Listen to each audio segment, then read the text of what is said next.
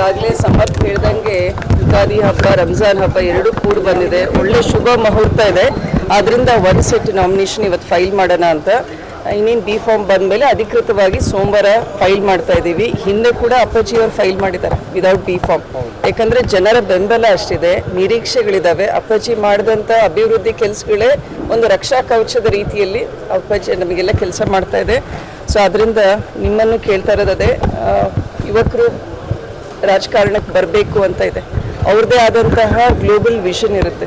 ಈಗ ನಾವೆಲ್ಲೇ ನೋಡಿದ್ರು ಕೂಡ ನಮ್ಮ ಎನ್ವೈರ್ನ್ಮೆಂಟ್ ಇರ್ಬೋದು, ಗ್ಲೋಬಲ್ ರಿಲೇಷನ್ಸ್ ಇರ್ಬೋದು, ಈಗ US ನಡೀತಾ ಇರೋಂಥ ಯುದ್ಧದ ಬಗ್ಗೆ ಗೊತ್ತಿದೆ ನಿಮಗೆ ಯಾವ ರೀತಿ ನಡೀತಾ ಇದೆ ಅಂತ. ಸೊ ಆದ್ದರಿಂದ ಯುವಕರಲ್ಲಿ ಅವ್ರದ್ದೇ ಆದಂತಹ ಒಂದು ದೃಷ್ಟಿಕೋನ ಇರುತ್ತೆ.